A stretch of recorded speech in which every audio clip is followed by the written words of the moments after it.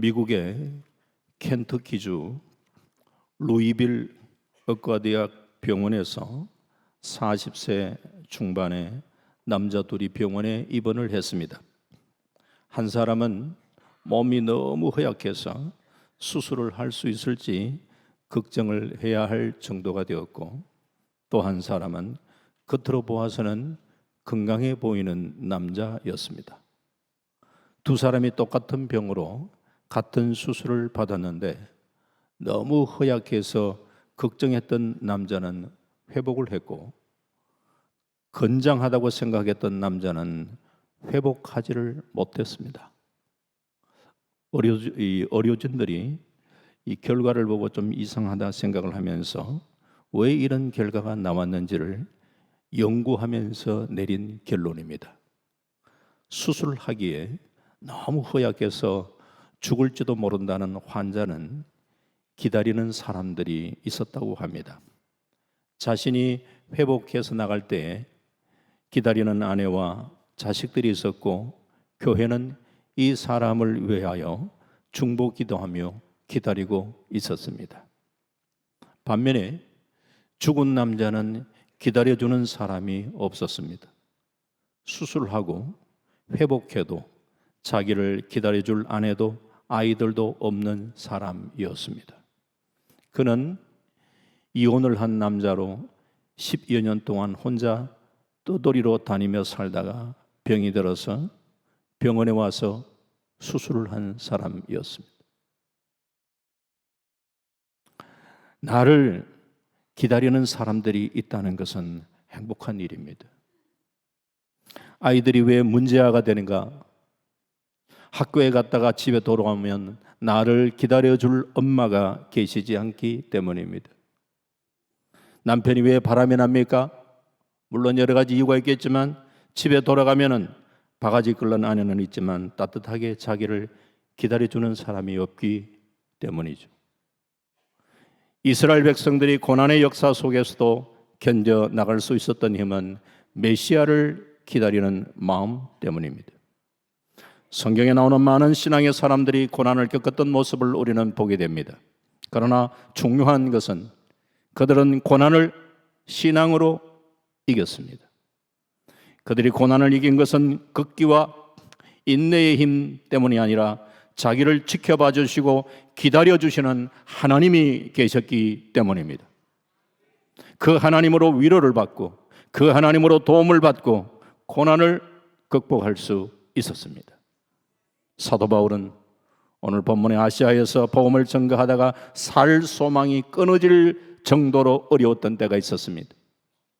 그는 고난의 상황 속에서 하나님을 바라보며 새 힘을 얻었습니다. 하나님은 모든 위로의 하나님이라고 말씀하고 계십니다.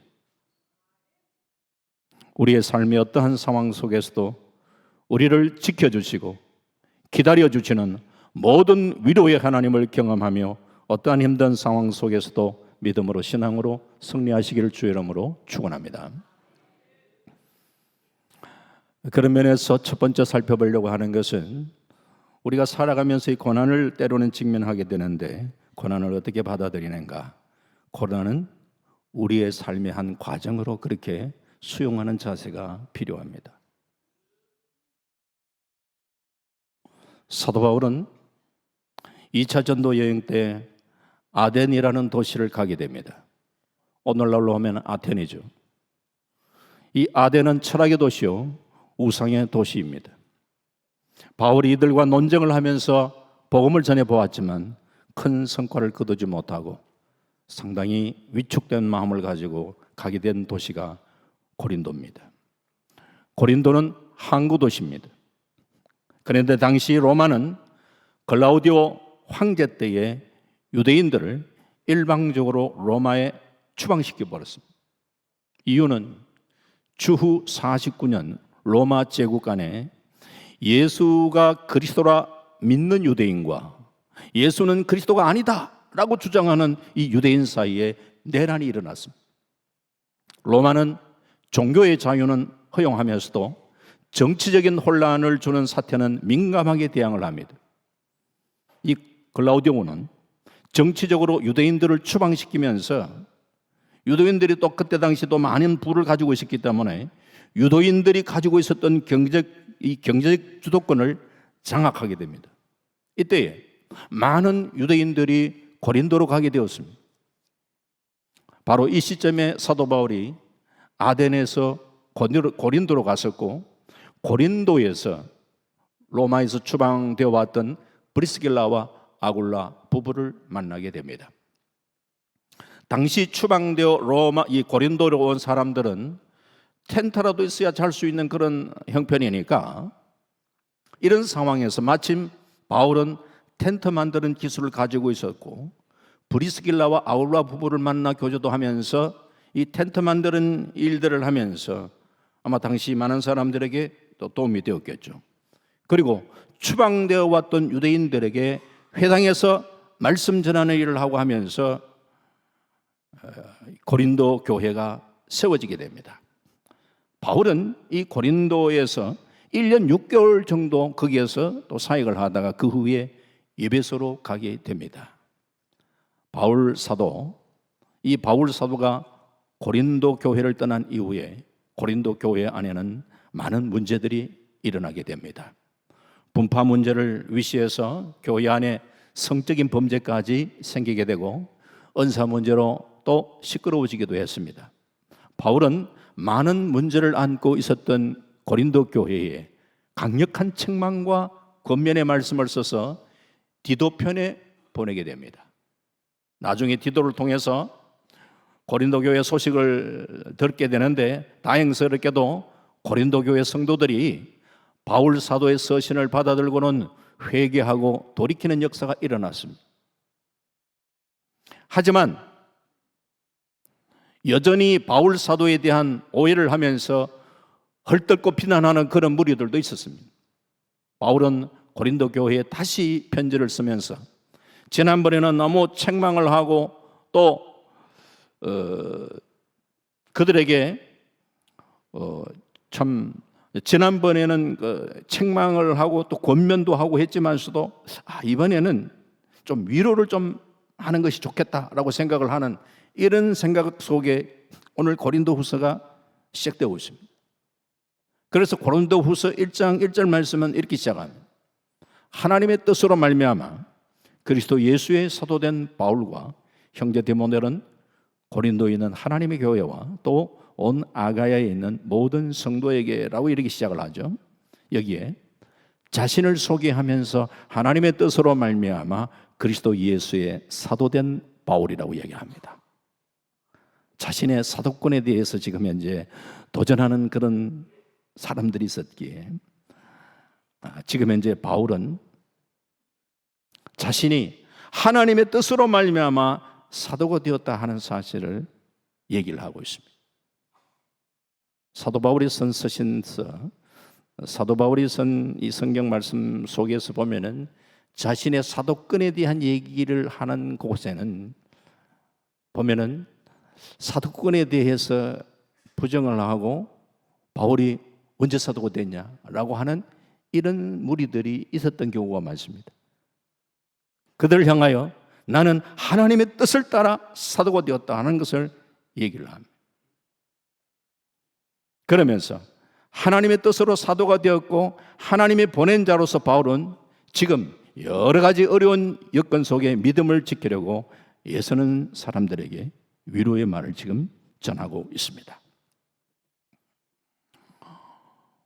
우리도 고난당하는 자에게 때로는 말로 하나님의 위로가 함께하길 바랍니다.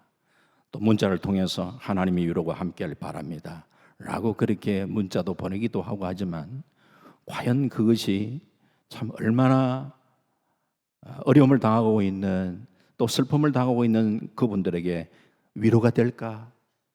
얼마나 위로가 될까? 이런 생각을 할 때가 있습니다. 특히 죽음의 경우에 사람들 가운데는 연세가 연만해서 돌아가시는 경우도 있지만 생각지 않은 젊은 나이에 병이나 사고로 돌아가신 경우에 참 위로하기가 어렵습니다. 물론 고난을 때로는 사명으로 연결지어 위로할 수도 있습니다. 내가 받는 고난이 다른 사람을 위로하기 위한 고난으로 쓰임받게 하시기 위해서 하나님이 허용하시는 고난이라고 말을 합니다. 하나님께서 고난을 그렇게 사용하시기도 합니다. 하지만 고난 당하는 모든 자가 다 그런 것도 아닙니다. 그런 면에 고난을 무조건 사명으로만 고집할 수도 없습니다.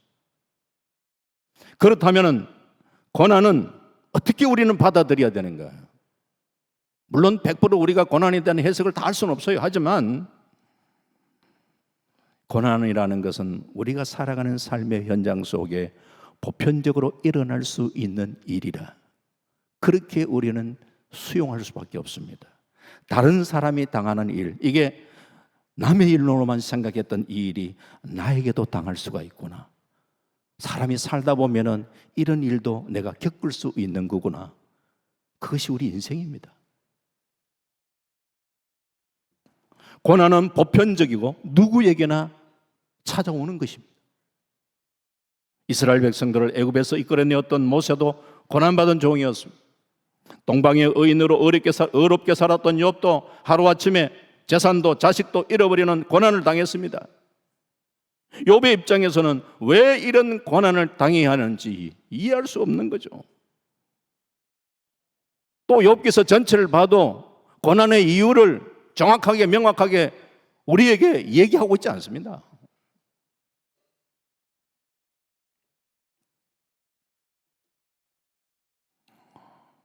욥기서의 마지막 부분에 보면은 욥과 하나님과의 그 대화 속에 하나님은 고난에 대한 이유를 이야기하는 게 아니에요. 창조에 대한 얘기를 합니다. 내가 이렇게 창조했을 때 니는 도대체 뭐 했냐? 네가 알고 있냐? 그걸 아느냐? 하나님은 창조주 하나님이시고 오늘 하나님은 우리의 어떤 일어나는 모든 문제에 다 그 문제에 대한 해답을 주고 계시는 게 아니고 하나님은 우리에게 있어서 믿음의 대상인 거예요. 우리가 다 이해하지 못하는 상황이 우리에게 도래한다 할지라도 하나님은 여전하게 신실하게 우리를 간섭하시고 이끄시고 인도하신다는 그 믿음을 가지고 하나님은 우리의 믿음의 대상으로 바라볼 수 있어야 되는 거죠.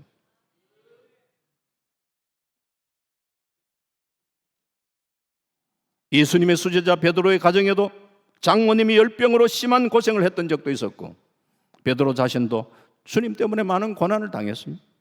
바울도 복음을 전하면서 많은 고난을 겪었습니다. 그리스도인들의 모습 속에 정도의 차이는 있지만 고난이라는 게 그게 피해가지 않는다는 거예요. 고난은 누구에게나 찾아올 수 있는 일입니다. 바울은 자신이 아시아에서 당한 환난의 심각성을 고린도 교인들에게 말씀하고 있습니다. 바울이 당한 환난은 그리스도를 전하다가 당했던 고난입니다. 예수 믿으면 천국 가고 이 세상에서 잘 되고 평안할 것이라고만 우리는 생각해서는 안 됩니다. 믿음 생활을 우리가 바로 하고 경건하게 살려고 할 때에 우리에게 고난이라는 것이 자연스럽게 찾아올 수가 있습니다. 오늘 신앙생활 하시면서 고난 당하는 것을 이상하게 생각할 것이 아니라 살면서 나도 이런 일들이 일어날 수가 있는 것이구나. 그저 겸허하게 우리는 받아들이는 거죠. 본래 고난이라는 말의 원어의 뜻 억압하다, 죄다, 에워싸다 이런 의미가 있습니다. 낱말의 뜻이 보여주듯이 고난이 찾아올 때 우리를 답답해하게 하고 그 고난 때문에 우리를 막 쪼이게 하고 고통스럽게 하는 게 고난이죠. 문제는 고난이 결코 성도를 비켜가지 않다라는 거야. 하지만 그 고난이 주는 또 나름대로의 여러 가지 유익도 또 있는 것도 사실이죠. 히브리서 12장 10절 말씀에 보면은 그들은 잠시 자기의 뜻대로 우리를 징계하였거니와 오직 하나님은 우리의 유익을 위하여 그의 거룩하심에 참여하게 하려 하시니라. 우리의 유익을 위하여. 때로는 우리에게 고난이라는 것이 우리를 유익하게 하고 또 거룩에 이르도록 그 고난을 허용하실 때가 있고 때로는 또 징계를 하실 때도 있고 그렇습니다. 고난이 결코 악한 것이 아니라 고난을 잘 우리는 다루면은 우리에게 유익을 가져다 줄 수가 있습니다. 그러기에 우리는 고난 가운데에 낭망하지 말아야 합니다. 고난은 도덕적으로 자기 생활을 돌아보게 하기도 합니다. 내가 잘못 살지는 않았는가? 자기를 돌아보고 회개하는 기회로 삼을 수 있습니다. 고난을 통해서 영적으로 정신 차리고 기도하게 되기도 합니다. 대부분 사람들 살기 편하고 몸이나 마음이 편하면 영적으로 나태하기 쉽습니다. 그러나 시련이나 고난이 다가왔을 때 아이고 내가 기도해야 되겠구나. 기도의 자리에 나가게 되는 거예요. 우리가 살아가면서 하나님 앞에 무릎 꿇는 것이 복입니다. 하나님은 그래서 고난의 자리에 우리를 무릎 꿇게 하도록 하시기 위해서 그렇게 때로는 그 고난을 허용하실 때도 있는 것이죠. 고난이 영적으로 정신만 차리게 하는 것이 아니라 고난이 넘친 것 같이 위로도 그리스도로 말미암아 넘친다고 바울 사도는 말합니다. 고난이 넘치면은 그리스도의 위로도 넘친다는 그런 얘기예요. 수력 발전은 떨어지는 물의 힘의 그 크기에 따라서 발전량이 엄청나게 달라지잖아요. 이 나이아가라 폭포 엄청나게 크잖아요. 나이아가라 폭포. 떨어지는 힘도 대단하는데 그 나이아가라 폭포에서 생산되는 전기를 미국과 캐나다의 수백만 가구에 공급하잖아요. 그만큼 발전량이 크기 때문에 남보다 더 큰 고난이 엄습해 올 때 이것을 신앙으로 우리가 수용하고 잘 견딘다면 엄청난 영적인 능력을 덧입게 될 줄을 믿습니다. 하나님께 크게 쓰임받는 사람들은 고난을 신앙으로 견딘 사람들입니다. 살아가다 고난은 피할 수 없는 삶의 과정으로 그저 겸허하게 수용하시면서 그 가운데 넘치는 주님의 위로를 경험하시면서 믿음으로 승리하실 수 있기를 주의 이름으로 축원합니다. 두 번째로는 주님의 사랑만이 우리의 진정한 위로가 됨을 기억하셔야 합니다.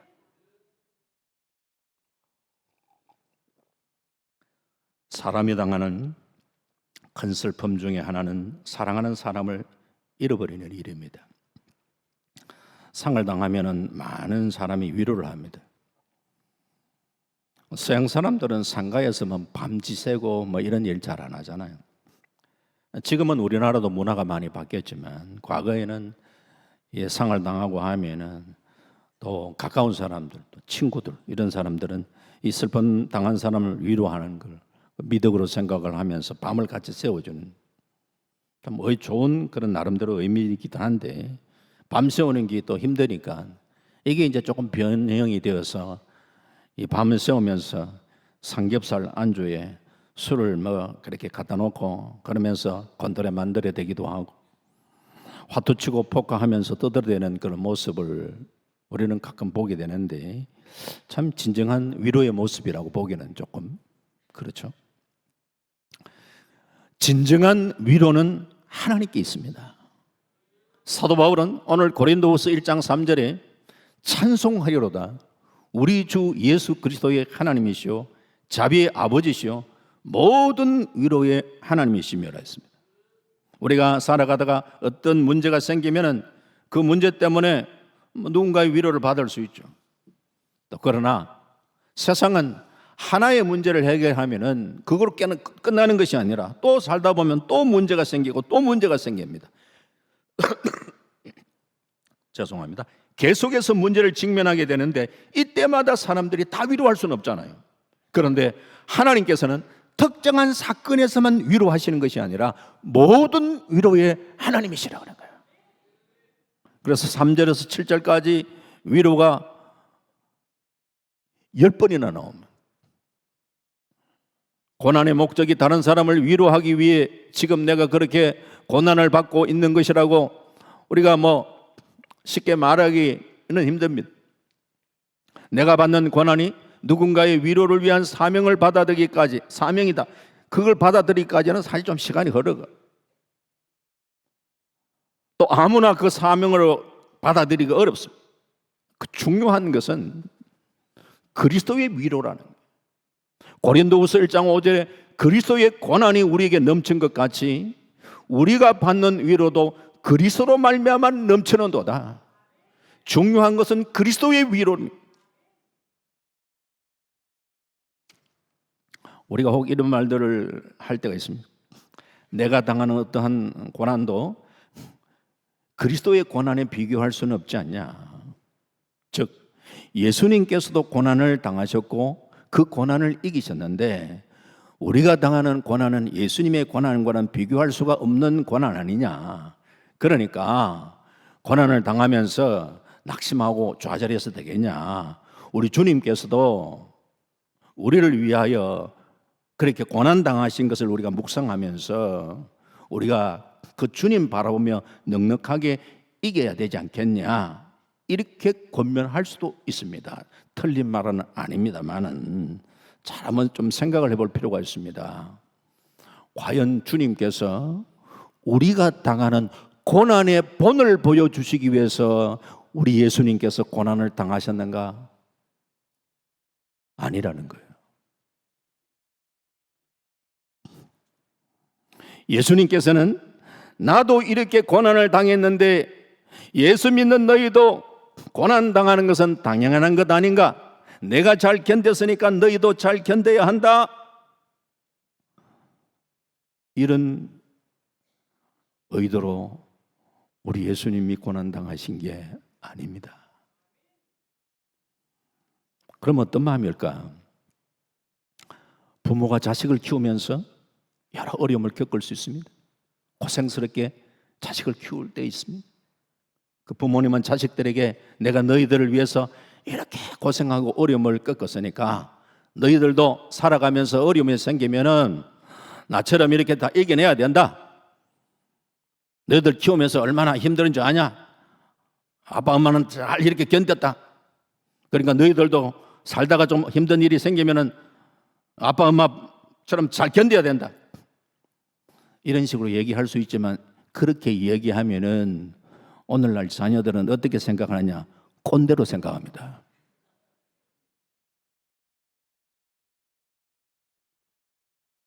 부모들은 자식들에게 고난의 본을 보여주기 위해서 고난 당하신 것이 아닙니다. 그냥 자식을 사랑하는 마음으로 희생하신 것입니다. 예수님께서 우리에게 고난의 본을 보여주시기 위해서 고난 당하신 것이 아니라면 단지 우리를 사랑하셔서 십자가의 고난을 당신께서 짊어지신 것입니다. 십자가의 고난을 묵상하면서 물론 우리가 고난을 이겨낼 수 있겠지만 그 초점이 십자가의 고난까지 짊어지시면서까지 우리를 사랑하신 하나님의 사랑을 생각해야 되는 거예요. 초점은 하나님의 사랑입니다.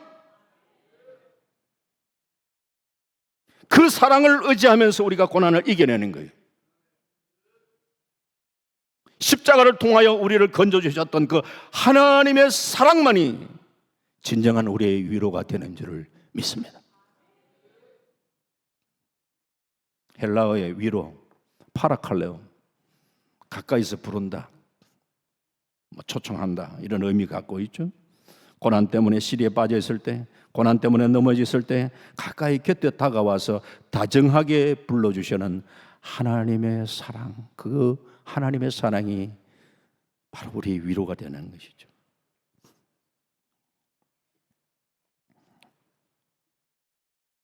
이사야 66장 13절에 어머니가 자식을 위로함같이 내가 너희를 위로할 것인즉 너희가 예루살렘에서 위로를 받으리니.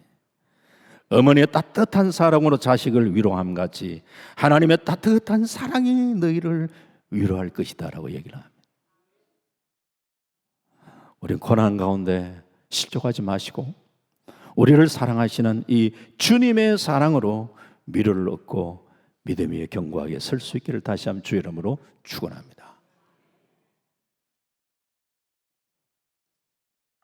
우리는 주님의 사랑으로 많은 위로를 경험하고 살아가고 있습니다. 사도 바울은 하나님께서 우리를 위로해 주시는 것은 또한 우리로 하여금 하나님의 위로로 환난당한 형제들을 위로하기 위함이라 그렇게 말하고 있죠. 참 하지만 우리가 바른 위로자가 된다는 게 쉽지는 않습니다. 목사도 위로해 줘야 할 일이 생기는데 목사로서도 이 한계가 느낄 때가 참 많습니다. 어쩌면 욥의 새 친구처럼 위로한답시고 말하니까 차라리 말 안 하고 가만히 그냥 같이 힘든 시간을 같이 있어 줄 때가 참 위로가 되었을 것 같은데, 그런데 말하기 시작할 때부터 시작해서 콕콕 상대방의 마음을 더 아프게 하는,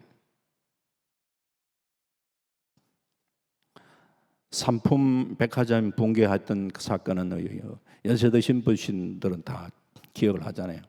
그 상품 백화점이 붕괴되었을 때에 500명 이상이 돌아가셨습니다. 엄청난 희생이 따랐죠. 당시에 그 서울의 온누리 교회에 교구를 담당하셨던 목사님을 제가 알고 있는데, 그 목사님 말씀을 제가 들었던 적이 있습니다.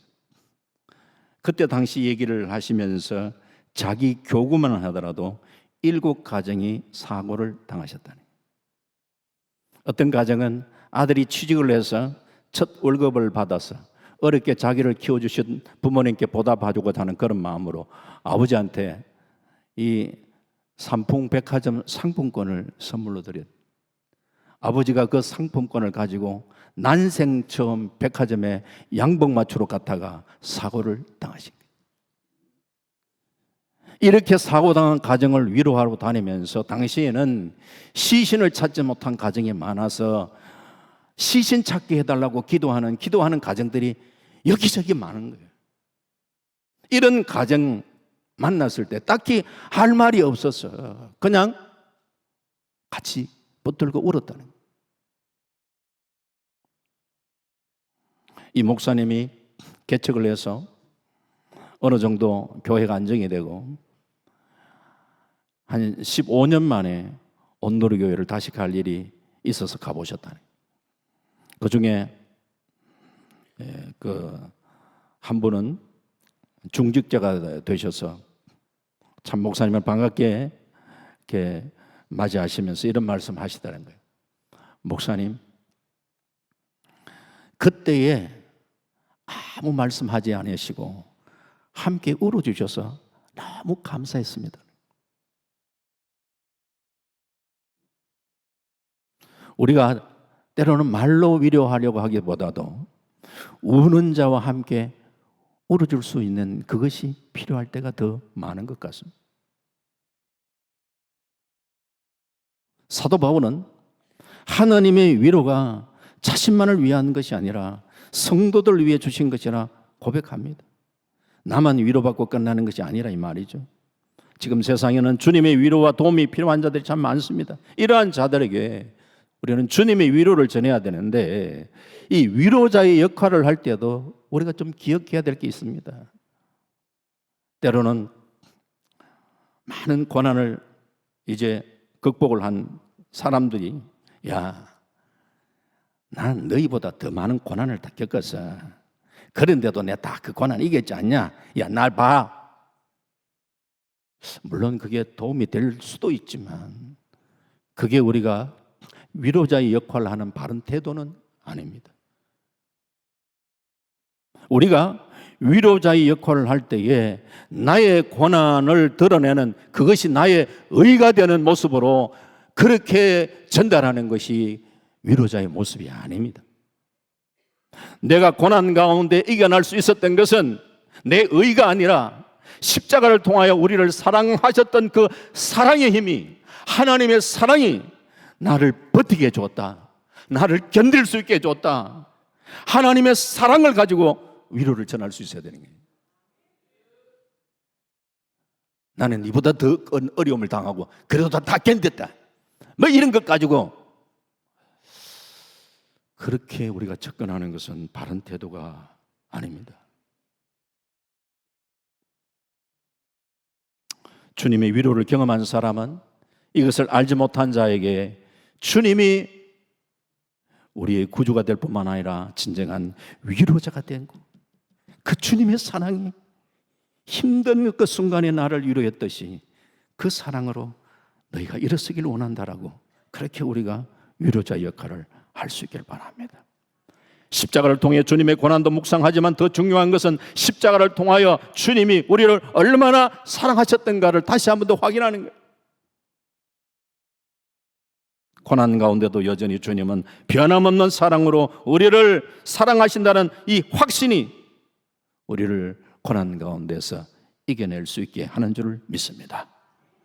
우리 성도님들은 날마다 십자가를 통한 하나님의 사랑으로 하나님의 위로를 경험하며 그 사랑으로 다른 사람을 위로하고 하나님께 영광 올려드릴 수 있는 삶을 살아갈 수 있길 바랍니다. 마지막 세 번째, 우리가 힘든 고난의 가운데는 다시 살리시는 하나님만을 의지해야 돼. 고린도후서 1장 9절에 우리는 우리 자신이 사형 선고를 받은 줄 알았으니 이는 우리로 자기를 의지하지 말고 오직 죽은 자를 다시 살리시는 하나님만 의지하게 하심이라. 바울이 아시아에서 사역을 할 때 엄청 힘이 들었어. 살 소망이 끊어졌다 그랬잖아요. 이제 끝이구나. 이제는 모든 게 끝이구나. 바울을 싫어하는 사람들은 이야 잘 됐다고 박수 칠 줄 몰라지만서도 참 바울의 입장에 있어서는 이제 모든 게 끝났구나라고 생각하는 바로 그 순간 속에 그것을 이길 수 있었던 것은 하나님은 죽은 자도 살리시는 하나님이 아니냐, 그 하나님을 의지했다는 거예요.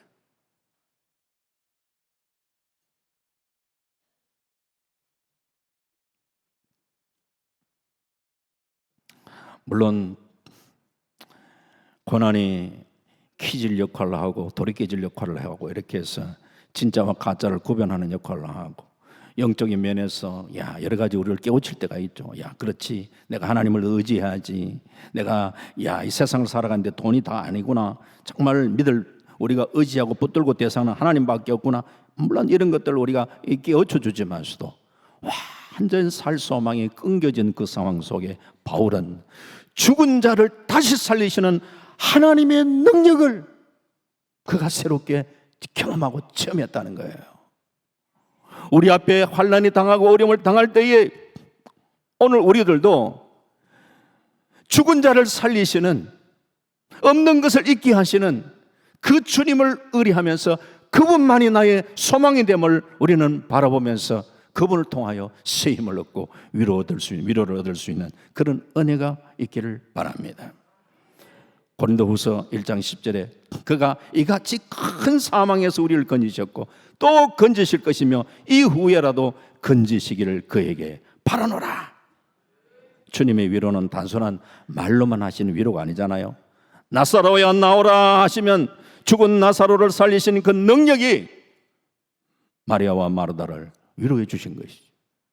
주님만이 나의 영원한 위로자가 되십니다. 위로자 되시는 주님이 나와 함께 하신다는 이 믿음을 가지고 어떠한 어려운 상황 속에서도 승리할 수 있기를 바랍니다.